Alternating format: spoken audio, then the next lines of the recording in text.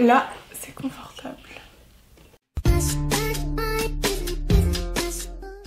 Hey YouTube, j'espère que vous allez bien. Aujourd'hui, on se retrouve pour une nouvelle vidéo que vous m'avez juste énormément demandé suite à ma vidéo où je vous explique mes petites péripéties au lycée l'année dernière en filière générale.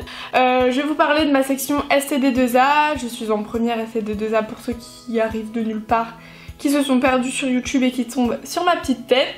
Déjà, la filière STD2A, c'est une filière technologique, ce n'est pas général, ce n'est pas pro, c'est technologique.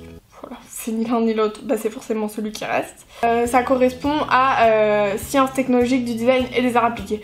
Faut vachement que je me concentre pour dire ce truc quand même. Aujourd'hui, je vais vous présenter mon point de vue par rapport à la filière. C'est le mien, je dirais peut-être des bêtises. Ce sera pas des trop grosses bêtises, je pense.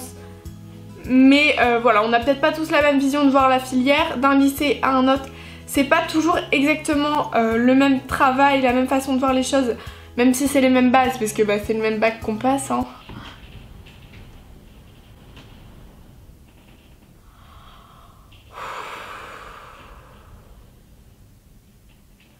Il y a eu un de ces coups de vent, j'ai arrêté de respirer. Je sais plus où j'en étais du coup. J'ai écrit toute la vidéo pour pas dire de conneries. Je me suis basée sur les questions que vous m'avez posées sur Instagram. C'est la première fois que j'ai écrit une vidéo, j'espère que ça va le faire. Et j'ai mis tout ce que je pensais qui était important à savoir et qui pourrait vous intéresser, que moi j'aurais voulu savoir avant de partir dans cette filière. Parce que c'est vrai qu'avant de choisir une filière, tu te poses énormément de questions, tu te dis qu'est-ce qu'on fait, quoi. Donc aujourd'hui je réponds à tout ça. Si vous avez d'autres questions, évidemment les commentaires sont là. Et en fin de vidéo, en deuxième partie de vidéo, je vous présenterai mon premier projet pour que vous ayez une idée concrète de ce qu'on fait. Avant de commencer, on va enlever le plus gros cliché qui existe sur la filière STD2A. Ce n'est pas un bac art plastique. Je suis sûre que vous pensiez ça aussi. Chaque fois que je dis à quelqu'un que je suis en STD2A, ah mais c'est trop simple, c'est un bac art plastique. Non. Art plastique et art appliqué, c'est l'inverse. Art plastique, ça va être des choses qui n'ont pas d'utilité. Une peinture, bref, un truc qui n'a pas d'utilité. Art appliqué, ça va être des objets, des choses qui ont une utilité. Et donc, dans les arts appliqués, on va retrouver 4 mondes du design importants. Le design graphique, le design de produits, le design d'espace et le design de mode. Du coup, comme vous êtes beaucoup à croire que c'est un bac art plastique, vous m'avez posé la question, faut-il être bon en dessin et en art plastique? Eh bien non, on s'en fout. Bon, évidemment, si vous êtes bon en dessin, si vous arrivez vite à dessiner, etc., ça va forcément vous aider. Mais c'est pas obligatoire, hein. Moi les gars, je sais pas dessiner et je m'en sors très bien. Enfin, je m'en sors bien. Je peux dire très bien, mais ça va. Après, c'est sûr que pour partir dans cette filière, il faut avoir un minimum d'esprit créatif et un minimum d'inventivité. Je sais pas si ça se dit. Mais voilà, faut avoir l'esprit créatif, faut aimer découvrir de nouvelles choses. Ensuite, du coup, on me demande c'est quoi la matière la plus importante, parce qu'évidemment, c'est pas les maths la matière la plus importante, ça va être les arts appliqués, puisque, écoutez-moi bien, au bac, c'est COEF 16. Qui a COEF 16? Qui? Ben nous. Combien d'heures par matière? Bah, combien d'heures de chaque matière par semaine? Donc faut savoir qu'en première et en terminale, on n'a pas le même nombre d'heures, on n'a pas exactement toujours les mêmes matières. Je vous mettrai un petit tableau ici. Donc oui, on a aussi des heures de design en anglais. Donc justement, pour ce qui est du bac, en première, on va passer l'oral plus l'écrit de français, tous les deux COEF 2, donc ça fait un COEF 4 en français. Et en première, on va aussi passer l'oral d'histoire. C'est un oral et pas un écrit, COEF 2 cette fois-ci. Pour ce qui est de la terminale, on a toutes les matières générales. Ensuite, on a une nouvelle matière qui va arriver, ça va être analyse méthodique. Ça fait partie des heures d'art. On écrit COEF 6. Pour le design et art appliqué, c'est un oral et c'est COEF 16. Oui! La différence du bac général, pour ceux qui se posent la question, c'est qu'on a moitié d'heures générales et moitié d'heures d'une spécialité entre guillemets. Moi ici, c'est art appliqué et design. Je pense que vous aviez compris. Vous êtes énormément à m'avoir posé la question sur les débouchés des métiers.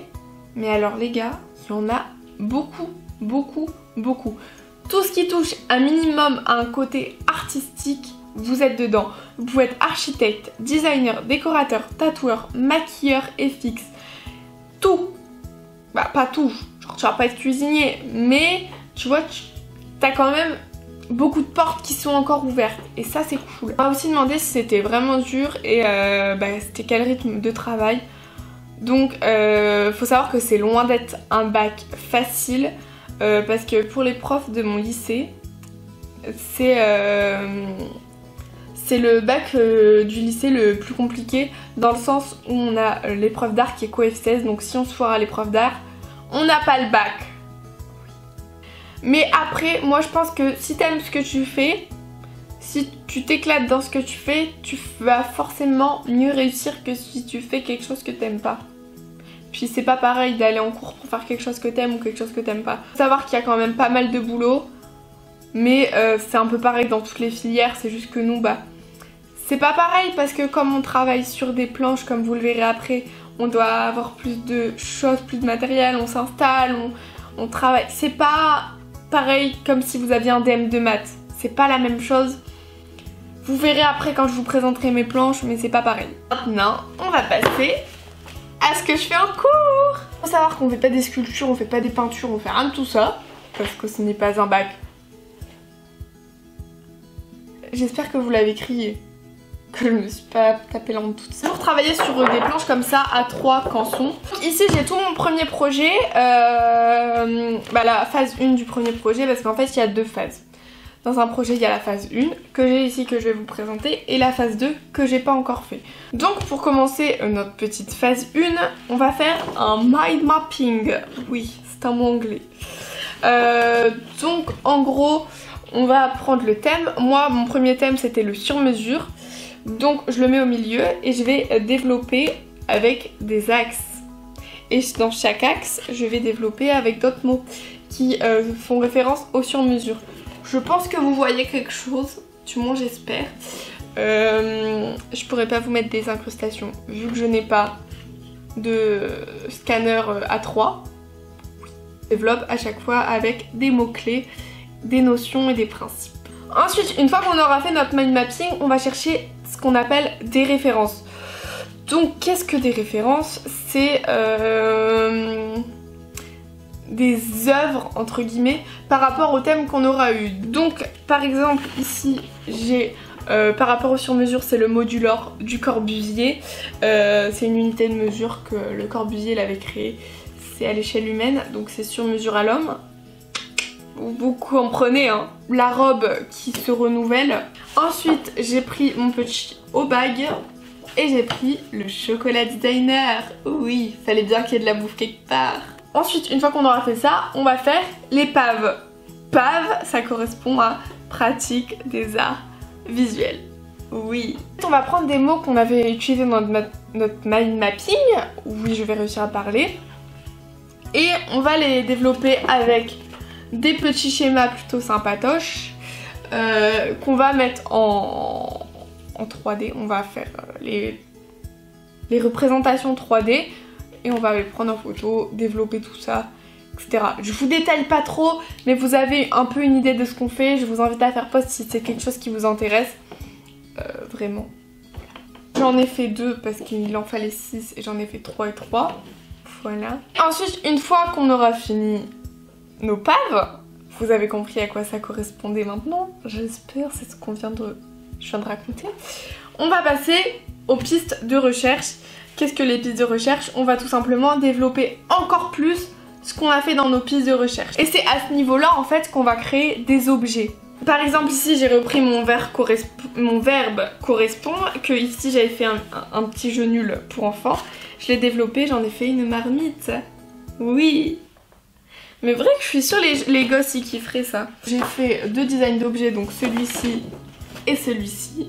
Ensuite j'ai fait du design d'espace et du design culinaire, je ne sais pas comment on pourrait dire d'autre. Bref voilà, vous voyez bien que c'est pas de l'art plastique, que je ne dessine pas beaucoup. Hein. Donc c'est des croquis très simples ce que je fais. Plein de bisous et on se retrouve très vite dans une prochaine vidéo. Et même si vous avez d'autres questions, mes réseaux sociaux aussi sont ouverts. Sur ce, je vous fais plein de bisous et on se retrouve très vite dans une prochaine vidéo. Bye!